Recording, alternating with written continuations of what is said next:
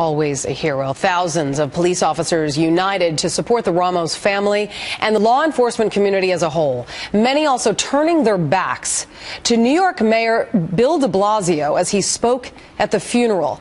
Police union officials accused the mayor of contributing to a climate of mistrust between police and the communities they serve. Brian Yennis live in Queens, New York tonight with the very latest. And Brian, controversy aside today, it was all really about honoring Officer Ramos and his life. Julie, it really was. Known as Ralph by his friends and his loved ones, Officer Rafael Ramos remembered today for his selflessness and his compassion, his love for his church and giving back to the church, and his love for his family. Today, more than 20,000 NYPD fellow officers stood in solemn silence in honor of him outside of the Christ Tabernacle Church here in Queens. A silence only broken by the speeches blaring on speakers, Amazing Grace, and 12 helicopters which flew overhead in the missing man formation. Officer Ramos's casket was carried out of his beloved church, the NYPD official flag handed to his two sons, his shield given to the family.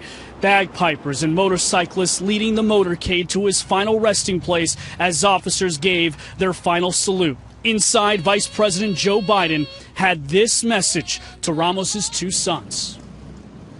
Justin and Jaden, know that although your father is gone, you have inherited an entire family.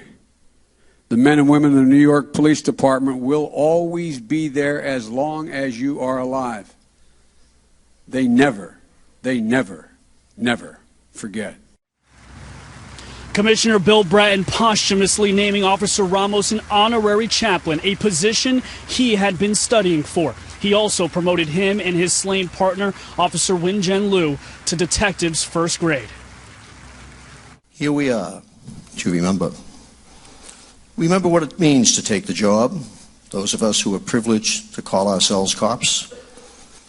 No other profession will give you as much, or sometimes take as much. The job can reward you like no other, but one day it might demand from you everything in return.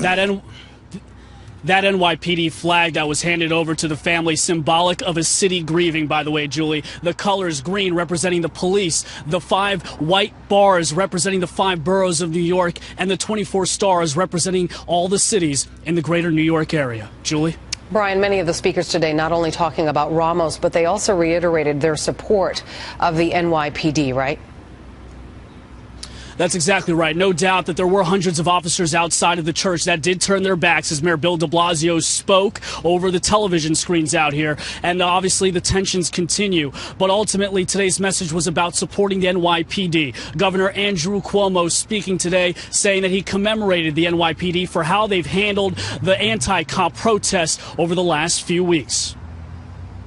The NYPD protected the right of freedom of speech, even though they themselves were the target of false and abusive chants and tirades by some.